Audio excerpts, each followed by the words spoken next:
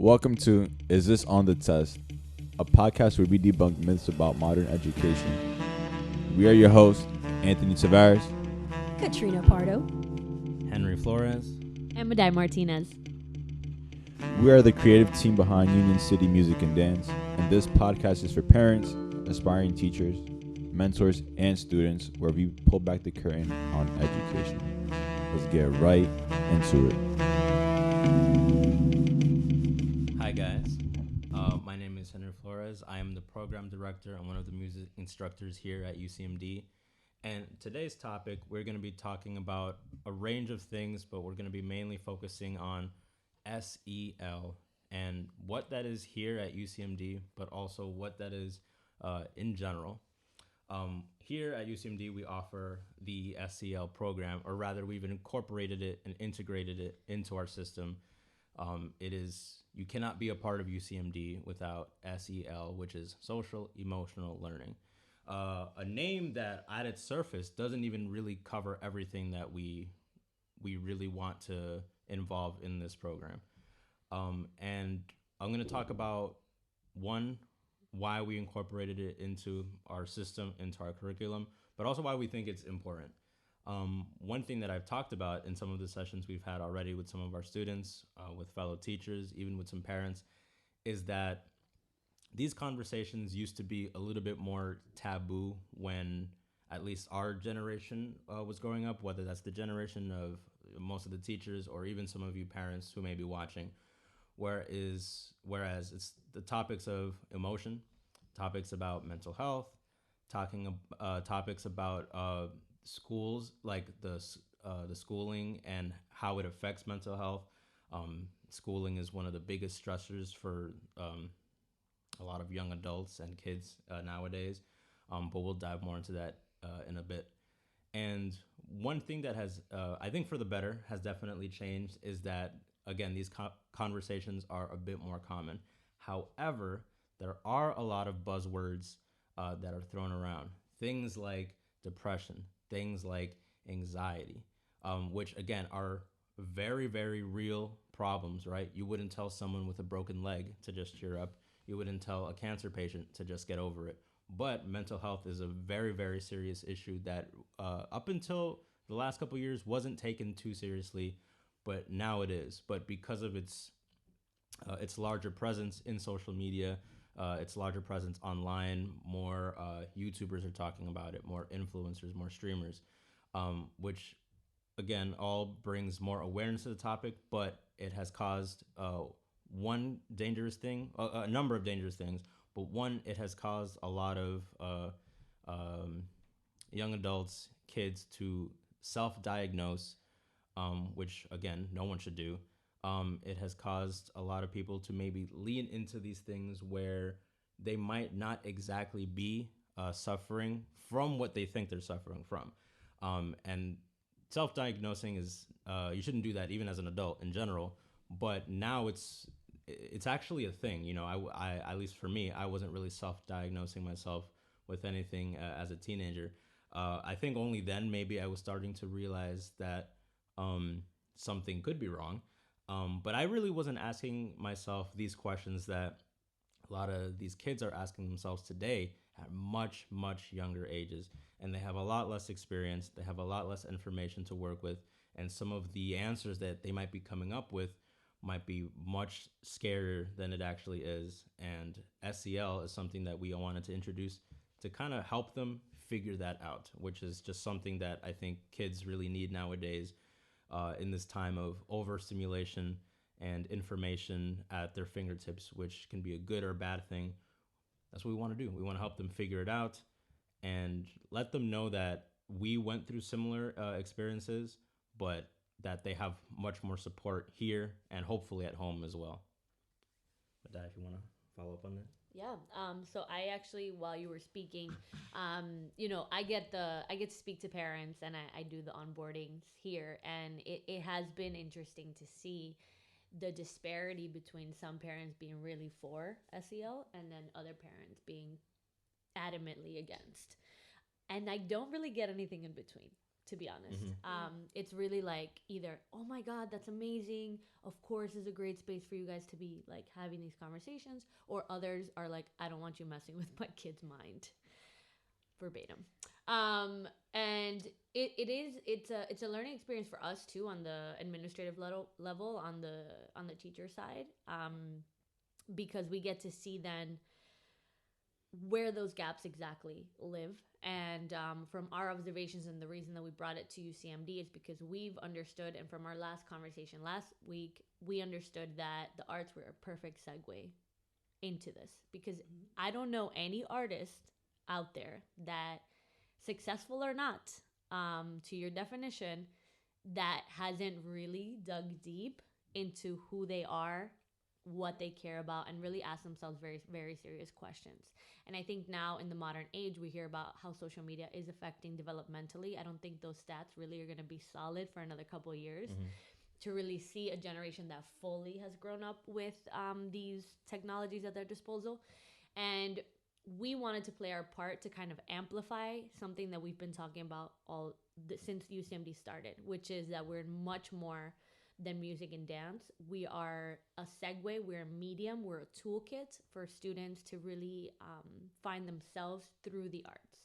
Because the reason that's important is because they don't have those opportunities or spaces to do that anywhere else in their lives. The relationship that they have with their parents is very different. The relationship that they have with their teachers is very different. And we figured this was a great opportunity. And now it's been more consistently running for like 2 months now.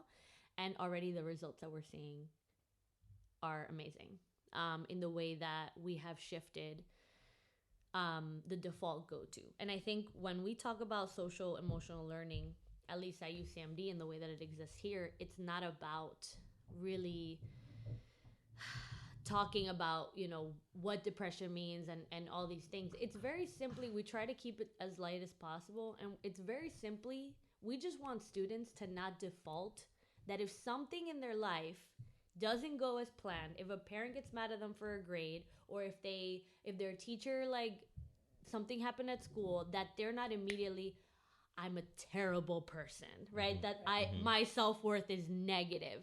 And we just want to neutralize it, because we see the peaks and valleys of how intense a teenager's emotions can be. We've been through that, how sometimes kids that are in first grade don't really know how to self-regulate, and they shouldn't. So it's about giving them tools to, at very basic levels, at most, take a moment of pause to analyze and look at the situation a little bit different. And sometimes that's really all we need. So today we're talking about, what that means to us as teachers, if that's something that's happened to us as students, and what we're seeing here. Yeah, I'll hop in before I pass it off, and I have like a nice segue to send it off to our other instructors. But I wanted to quickly touch on something before we get too deep into this, which Madai touched on, is the like either large scale acceptance or rejection of SEL. But I do want to make clear that we are not therapists. We are not licensed therapists. We are not looking to go out and cure any kind of mental situations that your child may have. That is not what social emotional learning is, nor is it what we're trying to do. For sure. What we're trying to do is something that is much more within our range, and that is simply facilitate a way, a language, like a new way to for the child to discuss what it is that they're going through. As someone who was studying psychology and social work in college at Seton Hall, I learned that just being able to facilitate and express what it is that you're feeling is already a huge task that adults like never learned. Like I definitely did not. I learned eventually, but like later. And that's what we want to do. We want to simply facilitate an environment where these children, one, realize they're not alone in this experience, and give them a chance to express in a much healthier way what they may be experiencing, what they're going through, right? When a kid says, I hate my life, odds are they don't hate their life. They probably hate that day. They probably don't even hate that day. They probably hate a specific moment in that day that is making them feel a certain way. And that right there, we just took statements such as "I hate my life" and de-escalated it into, well, what's really going on here? Teenagers especially, right? That is in your early teens is when your identity is forming, and yeah, you definitely can think in extremes, right? You're either having the best day of your life ever, or you hate everything, and odds are it probably isn't the best day of your life ever, and odds are you don't hate everything. Again, you are latching on to certain things that you're feeling or certain triggers during that day. And language like this, language like grounding, language like being present, language like being able to understand something that triggers you, which can be much smaller than you think, right? Triggers aren't only for PTSD patients. Triggers, we all have triggers. We all have experienced trauma. And right now is when a lot of these kids are unfortunately experiencing things that are going to, I mean, I say unfortunately for the negative things. They're also developing and hopefully and will blossom into beautiful people. But right now is, and for all of us around that age, ages 9 to 13, a lot of the things that form us as people are based on things that happen to us between ages like 9 to 13, 9 to 15. And then we latched onto certain behaviors. We latched onto certain habits that at that time we needed to get through the day that maybe later on in life you no longer need. We want to help them understand that now, so that way they don't have to learn it as late as we did, so that they don't have to learn it in their early 20s, in their late 20s, in their early 30s. Hopefully they can learn it now. And I was talking to this with some kids just earlier this week, that a lot of the things we'll be discussing are almost like pre preventative isn't the best word, because life is going to happen to us, but it can also happen for us. So we want them to kind of just teach them these lessons before the fact instead of after the fact, because we didn't get the chance. Yeah. And we want them to enter these new experiences, these new environments in a much healthier way, because they have the option to do so. So one thing I wanted to say to kind of segue for all of us to talk, so I can stop hogging the mic. I can speak for myself. I know a topic that I wanted to talk about is growing up in a Hispanic household, or a household that these topics were not very commonplace. I think if you were growing up in a Hispanic Latino household and you said, "I'm having a bad mental health day, can I not go to school?" What? Yeah, I don't think that is not a thing that was going to happen. I think my mom would have dressed me up for me and then just sent me off. And again, not in a harsh way. That's what my mom knew. And again, the way you parent is the way that you are parented, right? The way we teach is the way we are taught. And a lot of parents, at least a lot of our parents and maybe parents now, these discussions, they didn't have these discussions. They were just work, survive, make ends meet, do what you got to do to raise your kids, give them a good life. But now we have a bit of extra time. We have some more leeway where now we can catch up on some trauma that maybe our parents didn't really get to talk about, or that we didn't get to talk about. So a question for all of you guys and for the viewers, were your parents open to conversations like these, or what did you have to do to maybe finally bring something up, which can be pretty scary to finally confront a parent about something like that? Yeah. So for me, hi guys, it's Katrina. So no, I was not in a household where feelings were a thing. Words like "I love you" or "I'm proud of you" were rarely ever said, if at all. And things like going to a therapist and seeing a psychiatrist, whatever it is, eso es monería. That's no. What do you mean? There's nothing wrong with you. You're fine. You don't know what you're doing with your life. You're a kid. What do you mean? So, and it's sad to see that it's still a thing. But now me as a parent, I'm breaking that stigma. I'm breaking that trauma. I'm making sure that I tell my kids that I love them and I'm proud of them, and that it's okay to talk about your feelings. It's okay to have a bad day. You don't always have to be perfect. You're not always going to be good at things. Let's keep practicing. Let's keep going at things.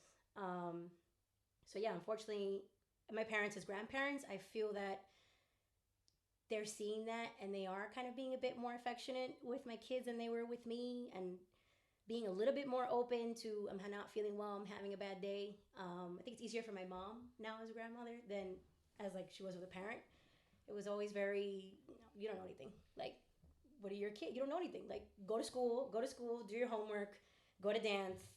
That's it. Like, no, we're not talking about feelings. We're not talking about any of that. But for sure with SEL, I'm seeing a change in Keandra. I mean, she's 8 years old. But I'm seeing positive changes with her. She's more open, even with my parents. She's more like, okay, you know, Aya, you're having a bad day. Let's talk about it. You know, it's okay to talk. It's okay to share your feelings. It's okay to cry, which is amazing for an 8-year-old to tell an adult. It's okay. It's fine. You can cry. You can have emotions. You can have feelings. And my mom was kind of taken aback by it. She was like, wait a minute. My 8-year-old granddaughter is telling me, you know what? She's right. It's okay to show emotion. It's okay to show affection. It's okay. It's okay to see a therapist if you need to see one. So it's definitely a positive change in her and in my parents. Well, that's a beautiful That's statement. Because that's, you know, in a lot of ways, a lot of what we do here is, and I've always said, we need to educate so that it ripples backwards. Right. So that's a beautiful example of that. So what the best case scenario for us here is that we're able to impact the student enough so that they can go into their family nucleus and kind of spread what we've given them, and then that be adopted by a parent or a grandparent, you know. And so that's really, that's like at its finest getting it. And I think it's very important to note, our parents didn't know better, you know. I'm an immigrant, came from Cuba when I was 3. So I'm not even first generation. My kids will be first generation. But it, you know, it's like a slippery slope. But I've known and I've had conversations with friends of mine where it's like, we're really lucky to be able to have a mental health chat. We're really lucky to be like checking in on ourselves and talking about affirmations and doing these things, because our families didn't. And I always like talk back to my parents and tell them, you guys should be honored that you have gotten me to a place where I now have these luxuries, because that's what we want, right? We want our kids to have a better life and better opportunities and better spaces, better conversations, better everything. And, you know, so if you are a parent out there that is of an immigrant family, and you feel that, este chiquito, what is he talking about? Like, when I was this is actually such an homage, such a thank you without saying thank you, that even to be to that level of that your foundations are covered, that your basic necessities, that you have food on the table, you have a roof over your head. If COVID didn't completely destroy you, then pat yourself on the back, honestly, because this is a brilliant place to be, to even it, and it also speaks to the pulse that we had here with our students. We were to even have the luxury to have a program that allows a space for kids to just be. That's really it, to just be and feel. And if it's a good day, it's a good day. If it's a bad day, it's a bad day. And we all rally against what that feeling is. But they feel so empowered. And then that ripples the change in their families, in their homes, in their friend groups. And if we all continue to do so, the change is massive. That's what literal grassroots change means. She really looks forward to SEL like every week. Like, she knows that she comes at her day, we gotta go, because 4:00 I have SEL and I have a lot of things to talk about today. And it's like amazing to me. Like, you're a little 8-year-old and she's like, I have a lot of things to say about my day and I'm ready to share it with everybody. So it's so amazing to see that.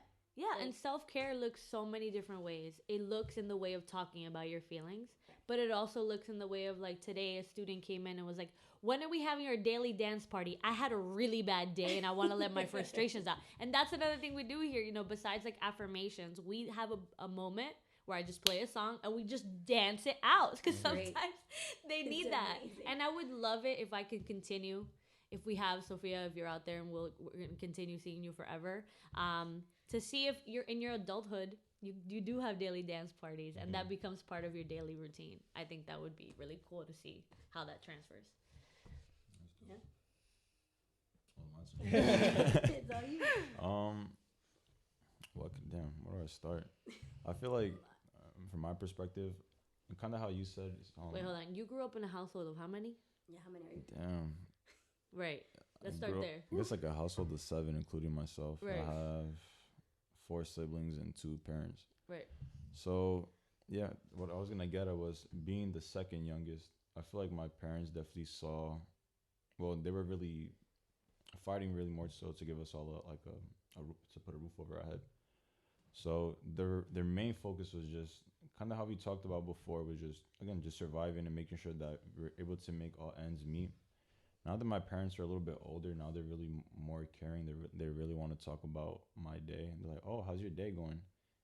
And to me, it's kind of surprising because it's like we never talked about this, and sadly enough, I don't want to open up to them.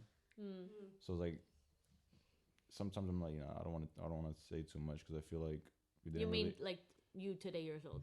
yeah, like Today, right now. right now. Okay. I feel like although they would understand, it's as if we don't really have that connection growing up. Like I'm kind of past that already. Like if I feel like Yeah. if I did want to open up to them growing up, my mom would listen. My dad was the type of person that wouldn't really care too much. Not to say that my parents don't care. I definitely know they're very loving and caring, but I guess they just didn't know how to express it as much. Because again, immigrant parents, they come from their home country. They come to the U.S. again just to make ends meet. They're really fighting for survival. And again, not only that, they have to deal with a lot of racism too growing up in the U.S., Yeah. especially in New York. So Right. Mm-hmm. it's a little, Yeah. yeah. Those are my 2 cents. For now. Absolutely. And I will thank you all for sharing. Yeah, and I'll wrap it or not wrap it up, bring it back to, and I guess I'll mention some more of mine because I touched on it a bit, but yeah, and I'll kind of piggyback off your point. I can definitely relate to that because I was actually talking to, I was talking to my friend about. I was gonna say a student, but it's cool that I think of friends and I think of my students. I was talking to a friend about how I wasn't really friends with my mom. Now I am.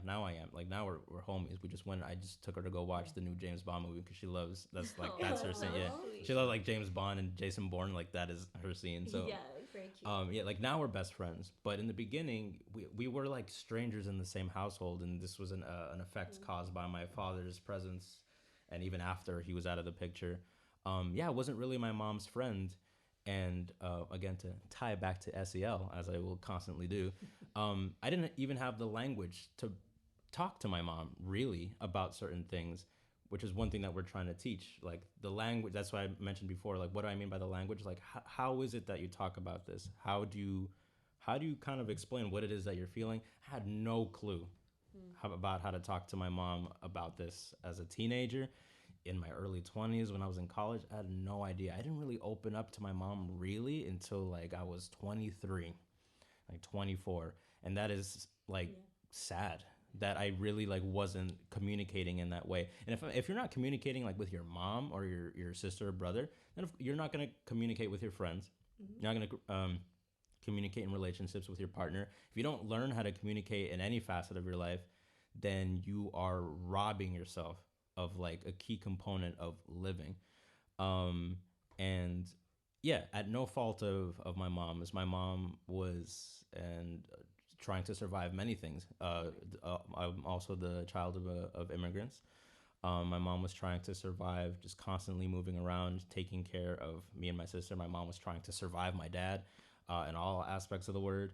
And it was a lot. She was working multiple jobs at any given time. She was, and somehow still managed to like help me learn music. I tried every sport. If I wasn't good at something, my mom put me in something else. Like she may try at least tried everything once. So I've tried everything from like soccer to tennis to swimming. I suck at many things, but But you're clearly so not great music. at Yeah, so but many. at least I tried it all. Yeah, Give it a try though. yeah, I gave it a try. I do love tennis though. Meet me on the court.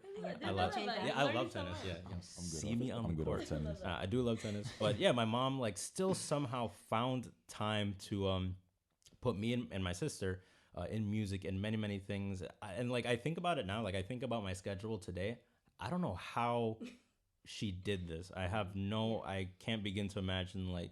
But one thing I can probably deduce, she had like no time to herself. For herself. Like it was like work and like her kids. Yeah. So definitely did not have the time to even kind of facilitate these conversations till after the fact. And I was not helping either because I had no idea how to talk about it either. But I'm glad and as Madai said, I am privileged that I have the time to do it now. I'm in a position where I'm like learning these things, and again, I can kind of teach backwards. Like I've opened up to my mom about some of the stuff that she's gone through that was so traumatic that I don't even know that my mom like maybe I mean I don't want to be like my mom doesn't understand that she went through trauma. Of course she understands, but like she doesn't really know how to voice it. And me and my sister and I have both been in therapy. My mom has not, but we've helped her kind of like really express what it was that she went through, and how right now she's healing. And I love how her healing process has looked. I'm so happy for her.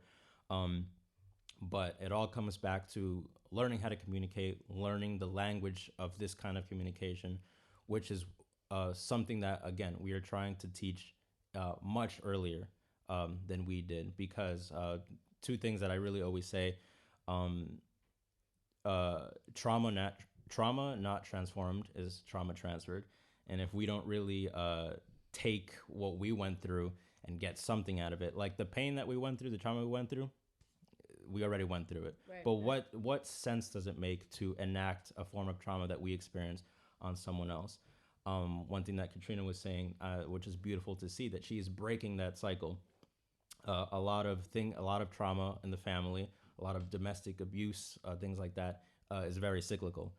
In fact, that was going to be one of the branches that I worked with in social work and stuff like that. It's very cyclical, and it's very hard to break that process. Some people who come from homes like that, they opt out of like not having kids because they're just like, oh my god, my father was a monster.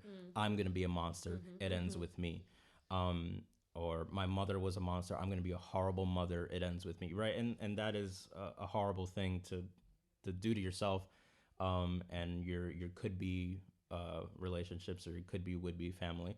Um, but it doesn't have to get to that point, because yeah, we have the access to a lot of this information, a lot of these conversations that our parents were not privy to, that we were not really privy to either growing up. And um, the reason I mean, maybe not with the youngest kids, but the reason with some of our like preteen kids, we are talking about, and we kind of let them know in advance, oh, if it is going to be a heavier topic. But the reason we do talk about the word trauma, you're hearing us say that a lot, but we're talking about things like that, stress inducers, triggers, stuff like that. The first time your kid hears the word trauma shouldn't be as they're being admitted to like a clinic, right? The first time your kid hears about anxiety or depression shouldn't be when they're finally getting admitted to a therapist or a psychiatrist or something, or psychotherapist, which is what I had. Like, they shouldn't be learning about these things when it's like at the last step. At that point, it's not too late. Just But defeats the whole purpose. yeah, exactly. Well, At that and point, you develop a different relationship with the word. yes, exactly. So we want to make sure that because they're not like trauma. Yeah, like things like these words. Yeah, it's a very different relationship, and then you kind of tie this certain energy and experience to it. But there are also things we have to talk about, right? There are things we have to learn about, and up until recently, we were kind of shying away from it. Like, ooh, we shouldn't talk about depression. It's a big So, right? It was like a taboo thing, and then it was only talked about when the worst of the worst happened, which defeats the whole purpose, as Anthony said. I have a question for you guys. So, growing up, like we all come from Hispanic households, and we mentioned last week that it's really powerful that we are in role model positions for these kids that also are kind of growing up in families that look a lot like ours. What is your experience? A lot of hurt, and if I may open up a little bit more, this is what this is about, for you guys to really get to know us and know where our intentions are when we make these decisions. A lot of pain and a lot of my trauma came from seeing my parents' trauma. Like you said, it was transferred because it wasn't transformed. And again, no fault of my parents. They had no idea. They were kind of rolling with the punches, right? They were doing, it was primal instincts at that point. And I wanted so much to help my parents open up and do like these things, and I wanted to be like their savior, and because I couldn't be, I had to. That was a very real learning experience for me, and it gave me a lot of identity crisis because I was like, I feel like a lot of first generation kids relate. You become the parent of your parent. I was just gonna say that. I was just gonna say it. Yeah. So Whether you like to admit it or not, you definitely have traits from your parents, like the good and the ugly. right. So my question to you guys is, what was the feeling, if you can identify it, of watching them, if they did? I think it's so beautiful that you talk about your mother's healing journey, and to be a part of that must be so like gorgeous. It's great. At her birthday, I don't know if you guys saw my story. At her birthday, I was just so happy. My mom has more friends than I do. I saw the stories. Yeah. Henry's dancing, and I was like, yes. Like So adorable though. Like my mom, she didn't really, and I'll be quick with this. Like, she didn't really have a lot of friends because like my dad like let her do anything. So like seeing her like popping off on her birthday and like so many people came, safely, by the way, vaccinated. Yeah, it was great to see. It really is. Like me and my sister were kind of just sitting there watching and like just being like so happy for her. Yeah. Yeah, a lot of my parents tell me a lot of times that how much I've taught them. And although I'm like, awesome, I'm honored, and that does like make me all warm and fuzzy inside, that's really not how it should be. You know, we want to put these kids in positions where these conversations, if you're a parent out there, I know parenting is really, really difficult. It doesn't matter how well put together you are. Parenting is a challenge, and it will always be a challenge. And I'm not a mom yet, so I can only imagine. But from what I see, we have to give these kids. Imagine if your kid came up to you and said, "Mommy, are you okay?" Like you'd be like, "What?" Break down right there. I'm not okay. But you know, and we always talk about, you know, honoring their intuition. Kids are incredibly intuitive, and it's through us growing up and navigating the obstacles of our lives that we lose that intuition, and we put ourselves in this shell because we're protecting our inner child from this beautiful thing that it was. So as a parent, what we suggest, and the reason SEL exists here, is because we want you, that if a student comes to you and has this conversation with you, for there to be authenticity, for there to be that, trust me, at every age, we don't have to obviously give all the details to our kids, but at any age, if explained correctly and communicated efficiently, they understand. You know, definitely, yeah. But I see so much that it's like, "Mommy, are you okay?" "Yeah, I'm good. And then you're ruining that kid's intuition, because and they're gonna learn that. So when they're not okay, they're gonna think that that's what it is. You know, they think that how you look is what okay is. You know, and guys, whether you think it or not, your kids are watching every second of things that you're doing. Your role model, that's 24/7 on, and we just have to be careful. And what we're saying is, there's no way that as a parent you can handle all of what that means, and we're saying to rely on spaces like UCMD and RLCL, spaces like, if there's programs in school that honor this, because there's no way that you're superhuman, and there's no way that we can cover all of those bases. Not only UCMD, because this is an effort that comes from the student, from the parent, from us, and it's like boom, boom, boom, boom, boom. So you want to, how was your healing journey, or what do you observe in your parents that now being 20-something, 30-something-year-old? What does that look like?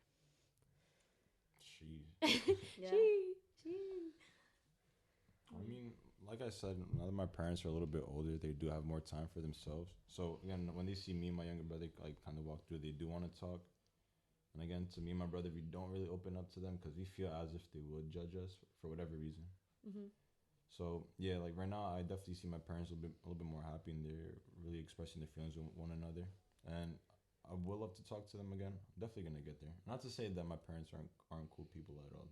I love them to death, and I there are times I can talk to them about everything, but specific moments. It can't be like an everyday thing. And then like right now, I see my mom and my sister getting along very well. Like again, I have a household of 7. Well, a family of 7. Yeah. So my sister and my mom are talking a lot more than before, and seeing stuff like that is making me very happy because like now my sister's kind of like my mom's best friend to an extent, and I love to see stuff like that because right now I'm a little too busy to be spending time with my parents because I'm doing school and work, and when I'm not at school or work, I'm doing homework.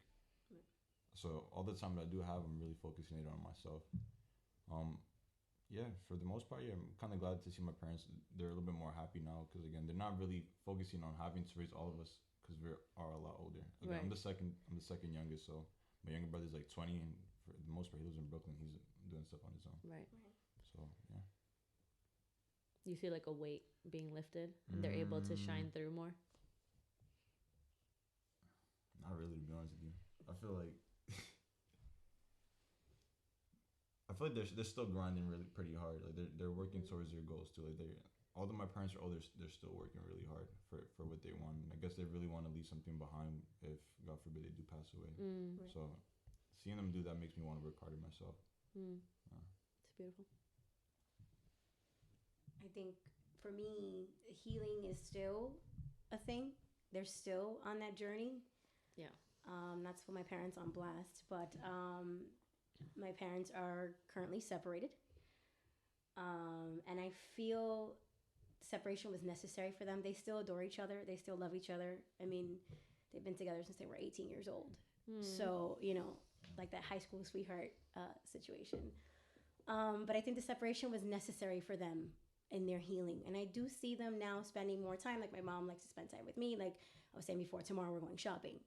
She spends a lot more time with me, and obviously her granddaughters, they're always going out. My dad is still hustling. My dad is the definition of a hustler. That man does not stop working. But even with him, I see him, going out more, taking himself out to dinner, taking himself out to a movie, doing study groups and socializing. My dad has always been very to himself. He's not very social. But I see more socialization in him. I see him, going out more, exploring more, doing things. So like I said, the healing is still happening for them, but I'm happy that it's happening. Yeah.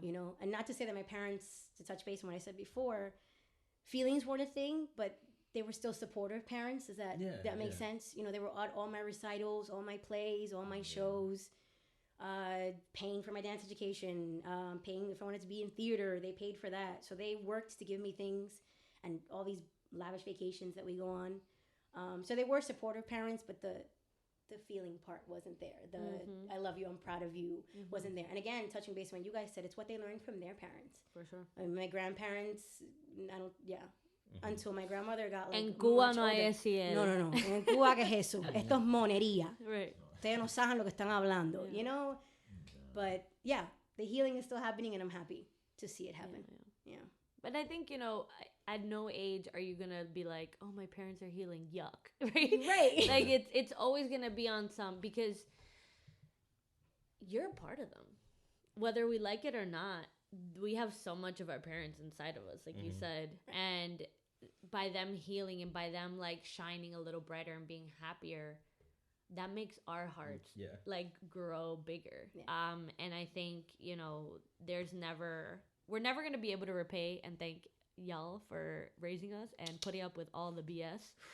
But what we could do is try to, as we get older, kind of give back in our own way and ensure that future generations maybe don't have the gaps that we did growing up. And that's as much as, we can kind of do. And then the next generation can fill the smaller gaps until there's, hopefully, maybe we'll get to a point where there's no gap. Or their problems are going to be very different, who knows. But I think if a parent that comes to us completely dismisses this part of the education, I think respectfully it's just going to be 100% no. And I know that sounds a little harsh and like we're kind of imposing this, but we know the value of this, and we know that if given the chance, parent probably wouldn't say yes, because either they'd have to pay more or they'd be here more time, and they're not with that. And we get it. Everybody's lives are so ridiculously packed nowadays that it's crazy to see. But we know and we thank you guys for trusting us, for trusting our crazy ideas and our not so crazy ideas. And I think this is one of them. I think it's one of the best ideas we've ever had. That's the best idea you've ever had. So I definitely do see the benefit. Oh, I'm talking to the mic. Yeah. I definitely do see the benefits of SEL working out for the kids. Like some of the kids that were once shy, they come into the studio very excited now. Yeah. They're really more open to talk to us, and I love to see stuff like that. Because, I mean, I'm pretty sure we all agree. Our goal here at UCMD is to break every kid out of their shell. Mm-hmm. And if we can do that in any way, if we can accomplish that goal, that's just the biggest thing for us. yeah, and I think again, intelligence comes in so many different ways. And going back to the name of this podcast, which is now, is this on the test? Is this gonna be on the test? And the point of that is, I lost the point of it. Completely lost the train of thought. I can make a play on the name, right? Because today's topic is not about schooling, but that concept of asking that question, is this going to be on the test? In school, we would ask that question to see, do I have to be receptive or not? Can I stop paying attention now? Oh, if it's not going to be on the test, whatever. SEL is going to be on the test, right? Like these words, these terms, this language, the test is life, and this is going to be on it. I mean, and I'm sorry to cut you off. I mean, school's a very huge social setting. I mean, again, besides having to worry about all the other subjects that you're focusing on in school, you also have to worry about the other students and your peers. I mean, a lot of people do get bullied in school. Yeah. A lot of people do feel alienated when they're in school. And just having to worry about that, along with schoolwork, is just a lot to deal with. And again, you're in school for like what, 5 days? I mean, if you're in middle school, high school, you're in school 5 days out of the week. Yeah. It's like, it's a huge chunk of your life. Yeah. That's a huge chunk out of the week. What do you? Everything. Everything. You got a lot of time in 2 days to recover, and on those 2 days, what are you doing? Homework. And you're there from like 8 a.m. to like 3 p.m. That's a whole day. Right. More than you're at home. Yeah. At least awake. Right. And that's why it's just so massively important to us to be able to marry these things and to show students that this does go hand in hand, and to consistently drive home that no matter if we're talking about SEL or everything in life is a learning experience. Nothing in life is good or bad. It's just depending on what your situation is, right? That's always like my own take on things. And if we're able to extract the lessons from our quote unquote failures, then that puts us in a consistently better place every day. And what we want most for our kids here is that they question, that there has to be an innate curiosity as to, oh, is this okay? Are you okay? You were weird. You're different today. Like, because when you are observant and present, that's like a huge key. I think like this generation, presence is really difficult to kind of like capture, and that, you know, sometimes by no fault of their own, like social media really is on some very high speed information download, that our attention span now has like reduced to like milliseconds. There's so much to distract us from existing. Right. And now with the metaverse, we won't get there, but there's so many things that are trying to take us out of our own humanity, and all we're trying to do is through art, music, conversations, culture, community, is to re-inject humanity back into a world that has lost it. And that's what we're doing with these kids in a nutshell. On all of us sectors, on everything that we're doing here, is we want them to be as present as possible, because when you're present, that's when your memories form. When you're present, that's how you learn so much about you and the world around you. Yeah, for sure. Yeah. One last thing, or not last thing, but one thing I'll say that I definitely want to say before we do wrap up is that, a reason that I think if there was ever going to be an environment to introduce something like this, it can be introduced in many different places. I would hope that, as Madai said, more schools or any kind of learning environments are introducing something like this, because it is something you have to learn. But I think music is definitely a beautiful segue into conversations like these. I think music is a voice for the voiceless. maybe something that you cannot quite express in words. uh, Art in general, right? Anything that makes you feel something is art, and whether it's drawing or music or dance or singing, maybe there's something that you're kind of going through that you have, even if you do know the lingo, right? Maybe you don't really know how to say it. I've definitely felt some type of way some days. I'm like, I have no, like, I'll just go play some piano, right? And then something interesting comes out of that session. Hopefully Logic is running and I recorded it. But I think music is definitely something where if you can't find an environment to kind of at least question yourself or talk about this, it's almost like you can form this environment around yourself. I liken it to like, um, when you're alone, you think you're like when you're a kid and you think you're alone at home, like your parents left to the grocery store and you're like singing a song, you're singing or something, and all of a sudden like your brother comes out of your room like, That's so damn, happened to right? me. Like, and then all, It's so yeah, embarrassing. what happens as soon as you realize someone was listening? Yeah, Right? come back. You're like, Yeah, "Ah." you shut it all away. It's like you're naked. Yeah, You call me a forward kid. yeah, exactly. Like Yeah. ooh, that world is gone.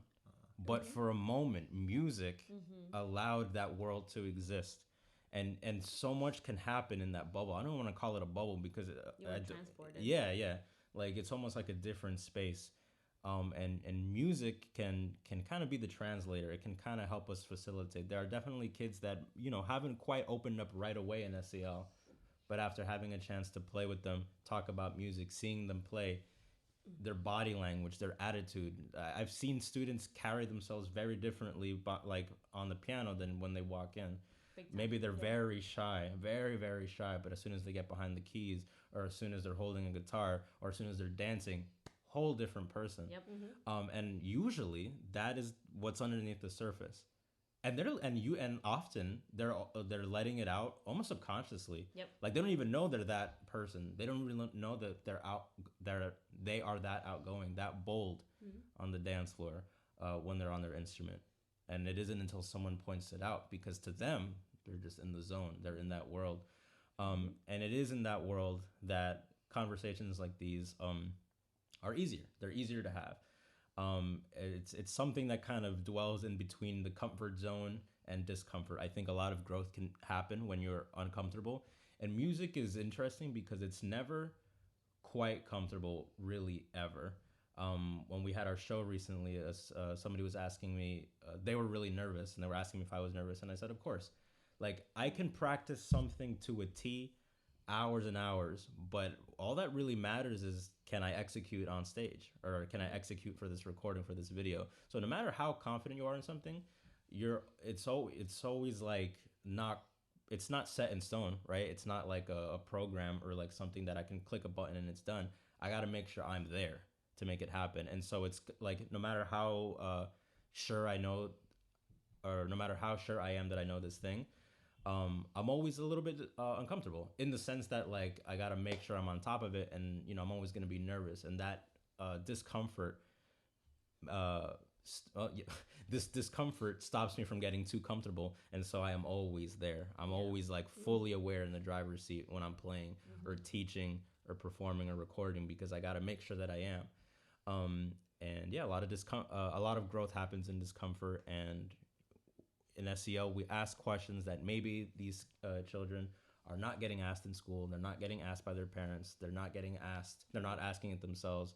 So why not ask it here, in a place that is judgment free, in a place that is as safe as we can make it?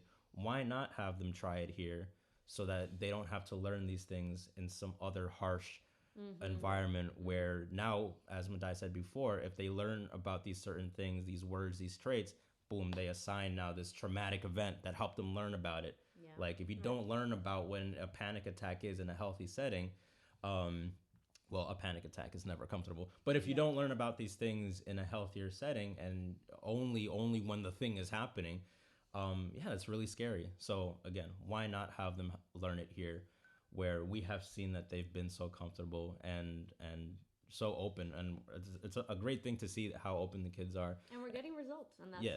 that's the end of that. We have been able to see those results in real time. Yeah. Sure.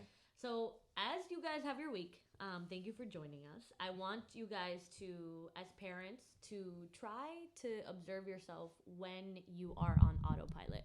What are those moments in your life where you are subconsciously or consciously not there? Because it does happen a lot. It happens a lot when we're driving. It happens a lot, when we're doing like mundane tasks. And more and more, there have been statistics that have come out that we do live in our unconsciously for hours on end in our days, and it's important to kind of have moments where we come back to self, because that moment of discovery, when a student is able to touch on this, it's a moment back to self. That is their highest authenticity, right? That is their purest form. And that happens with parents, with kids, with everyone. And we are all works in progress. Yeah. We never will say we have it all together, figured out, and you should listen to us 100%. Just take what resonates and leave what doesn't. But, this has been our experience. One, growing up. Two, now being in a teacher setting, in a more mentor role. And by having parents that come from very difficult backgrounds, and honoring that while also honoring ourselves. So, if you guys have any closing remarks. No, I was gonna say what you just said. This is gonna be on the test where we talked about SEL.